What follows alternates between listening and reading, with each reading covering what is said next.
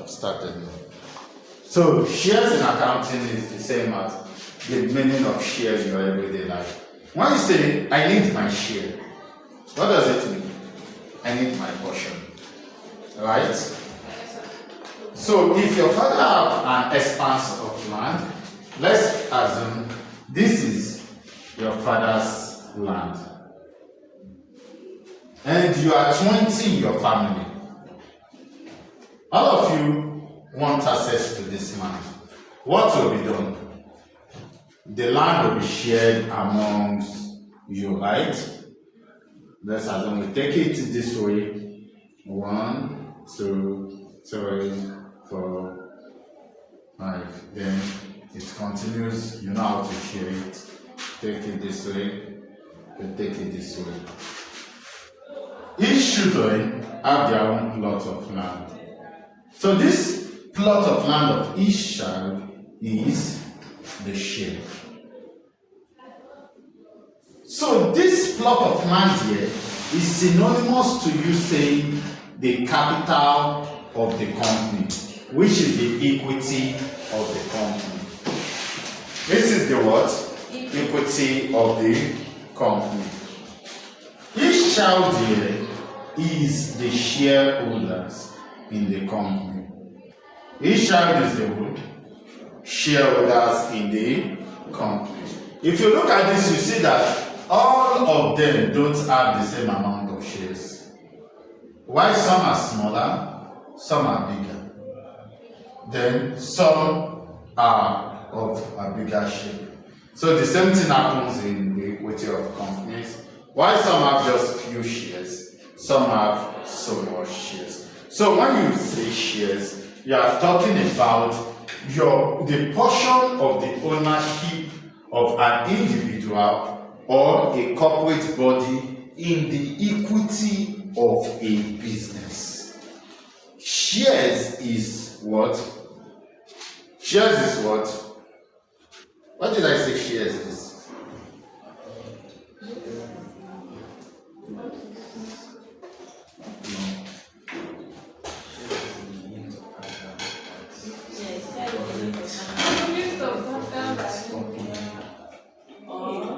The units of capital owned by individuals or corporate bodies in the equity of a business. So what did I say shares is? Owned by corporate bodies in the equity of the business. So it's the portion of the entire equity that is owned by an individual or a corporate body. When you say corporate body, a company could buy the shares of another company. It happens. That's a corporate body owning a share in another company. So your shares are of two major types. You have your shares. You have the ordinary share.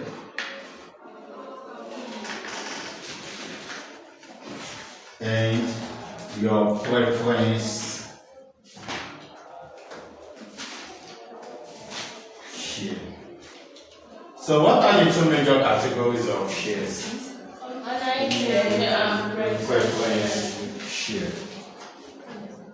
Ordinary share is the share owned by the risk bearers of the business. That is the major decision makers of the business. Who owns the ordinary share? Risk bearers of the business. Or the major decision makers. So for the ordinary share, it is given to those who we call the owners. So once you are an ordinary shareholder, you are automatically an owner in the equity of the company. So even if let's assume you bought 200 units of First Bank ordinary share. You are a shareholder. You are part of the owners of First Bank. Now let's assume the share price of First Bank, that's FBN, is 45 naira.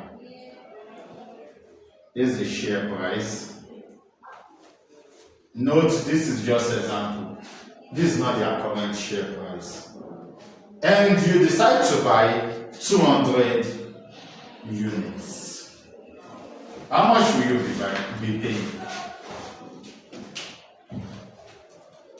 45 naira per unit, and you are buying 200 units. How much will you be paying?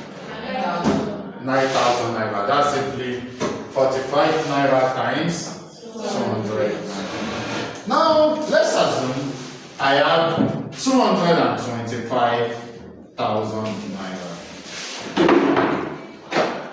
And I decide to buy these same shares. How many shares, unit of shares will be allotted to me? How many units? 5,000 units. So, both you who have the 200 units and the person that have 5,000 units, both of you are shareholders. And you are both entitled to dividend. Both of you have voting power. Both of you can participate in annual general meeting because you are both shareholders. The only thing is, the person who has 5,000 naira, 5,000 units, his voting power is stronger than yours. Are you with me? If he is in support and you are against, his support overrides yours. Why? Because he has a greater units. He has what? A greater units than yours. That's why you see that in companies, a lot of people are always running towards having more units. Because they know the more units you have, the more prestigious you are to the company. That's why you see people like Otedola, about Tudeco, or doing everything possible to make sure that they are the ones ruling the affairs of Facebook. Alright, so that's for ordinary share. We are still coming back to this. Then preference share. When you hear the word preference, what does it mean? Let me hear from you. Speak up. Preference. Just your normal English. A choice. Preference. Yeah. That is, you are giving edge over others. So when you are giving preference, it means, for example, you are on the line, and we say, okay, we are giving preference to the ladies. What does it mean? It means we attend to the ladies first before the male. So the same thing. When you talk about preference share, these people are, you can call them owners of the company, but they are not basically the major owners. Why? Because they are giving preference in preferential treatment over these people, over the ordinary shareholders. So for the preference share, is a share that is issued to a particular category of people for a fixed interest rate. It is issued for a what? Fixed interest rate. Meaning that no matter the profits the company make, they cannot collect more than the interest they are told they can collect. For example, let's assume you have an 8% preference share.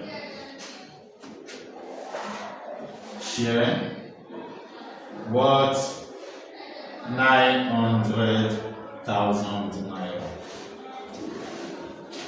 What will be the interest that will be allotted to this preference share? At the end of the year, how much interest will you collect? You simply say 8% of 900,000, which is how much? 72,000. This means if the company makes 3 million in profit, you will collect how much? 72,000. If the company makes 500 million in profit the following year, how much will you still collect? 70,000. Unlike this ordinary shareholder whose profits, whose dividend increase as the company makes more Profits. especially when the earnings per share increase and we retain earnings constant, then the dividend per share will definitely increase. But the dividend per share means the dividend you are paying on each unit of the share that you own. Alright, so let's look at the division of these shares. The ordinary share is subdivided into two. So, ordinary share is divided into two.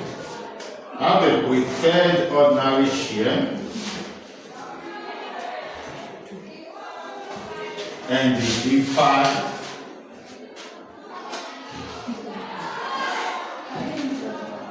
or founder's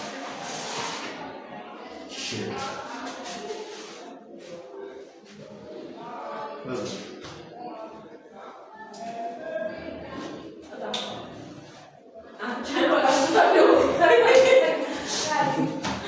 So, ordinary share is subdivided into two, which are what?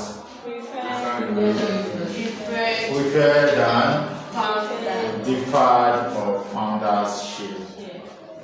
Now, this deferred or founder's share is only allotted to the founders.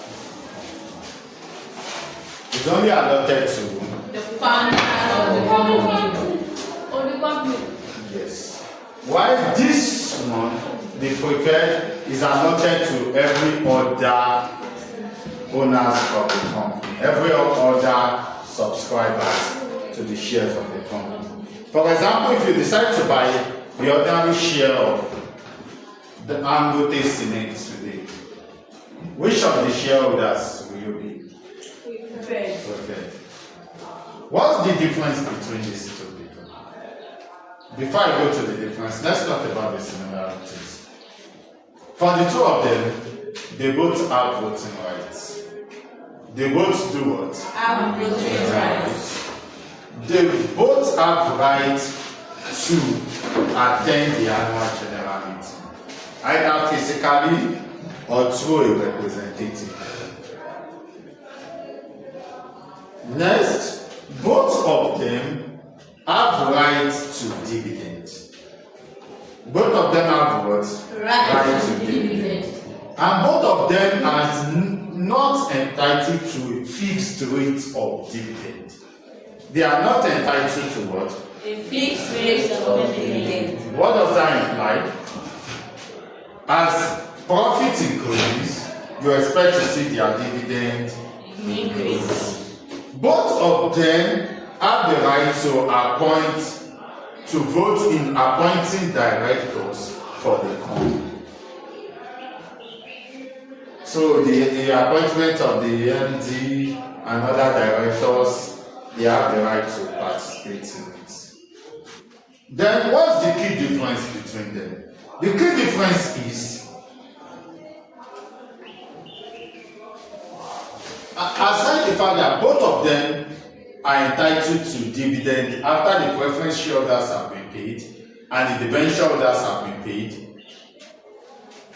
If after paying these two people, there is any other money left, that money goes to the deferred shareholder. So the deferred shareholder is entitled to extra dividend after the ordinary share, the preferred ordinary shareholders are being paid. What did I say is the major difference between them? Extra dividend. Extra dividend afterwards. Ordinary shareholders are paid. Now this is the payment structure. When payments are made, we pay the debenture holders off first. So debenture goes off. After paying the debenture holders, we could pay the preference share holders. After paying the preference shareholders, after paying the preference shareholders, we pay the ordinary shareholders. The ordinary shareholders comprises of this and this. So both of them will be paid. If there is still extra dividend, extra money on ground, that will now go to the deferred or founder shareholders. So that is how we pay. What's the difference between their payment structure? The venture shareholders, we spoke about the venture in the previous class, that you pay them either you make profit or not. And they are entitled to a fixed interest rate. They are entitled to what? A fixed interest rate. So these ones are creditors to the business. So you have to pay them. It's recognized as a liability in the balance sheet. Your preference shareholders are treated as part of the capital in your balance sheet. That's why you see that in your balance sheet, after having your ordinary share, you have your preference share. So they are really not the creditors to the business, but they are entitled to a fixed rate of dividend. They are entitled to what? A fixed rate of dividend. So many a time if the company makes loss, these people go empty. The preference shareholders, they do what? Go empty. So they don't get any dividend. But when the company makes profit, you pay them first before you pay ordinary shareholders. After paying these two, if there's anything left, that will now be shared among the ordinary shareholders. Then if after sharing we still have something left, that will now go to founders. Remember, under ordinary share, the founders are also collecting. I hope you know that. Then we have the founders, the founder collects extra. So, any questions so far? Any questions so far? Now we go to the preference share. The preference share is broken into several categories. One is the convertible preference share. Is what? Convertible preference share. Then the other side will be what? Non-convertible preference share. We have the non-convertible.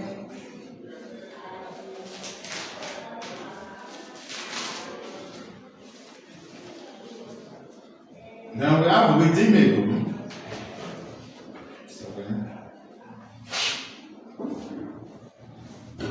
Redeemable preference share. And what will be the other one? Non-redeemable.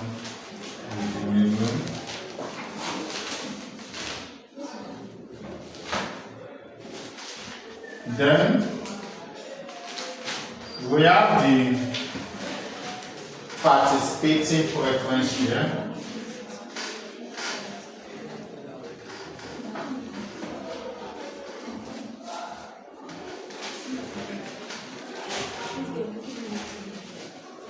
Then we have cumulative preference share. We have what? Cumulative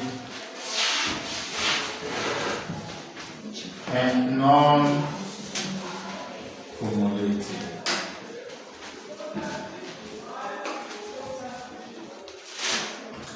Have the non-cumulative preference. So, and so on. So let's just stop quickly about this. Convertible preference share.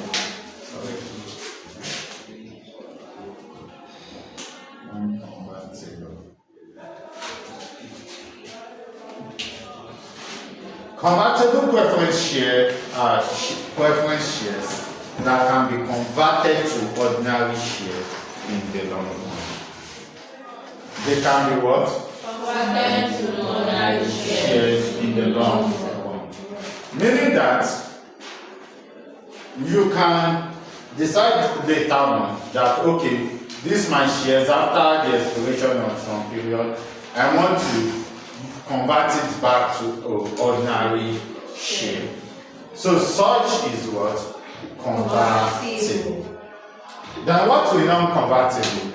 They cannot be converted to ordinary shares. Ordinary share. So redeemable preference share. When you hear the word redeem, what does it mean? Redeem. To change. To change something, okay? And be brought back. Jesus redeemed us from our sin. Yeah, brought back for his and revived. Can be Revived. After a long period. so. Brought back. But redeemable preference share, there are preference shares that can be bought back. They can be what? Brought back. Meaning that after a particular period, you can go ahead to present the share certificate and get it back. Or sometimes the company might think we have more money now, so we really don't need this. Let's collect back the shares and pay you your money. That is a what? Redeemable preference share. They are non-redeemable. Will lie what? It cannot be bought back. Then participating preference share. There are preference shares that are allowed to attend the annual general meeting. Remember, preference share generally don't have shareholders don't attend annual general meeting.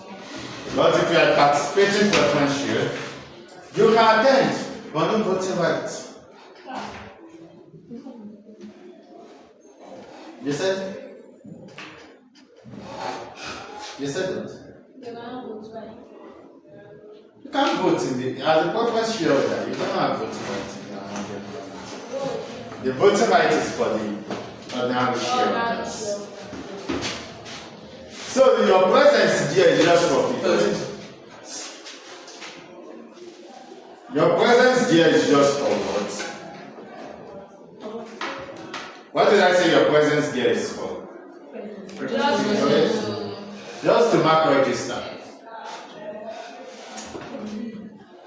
So then we have cumulative preference share.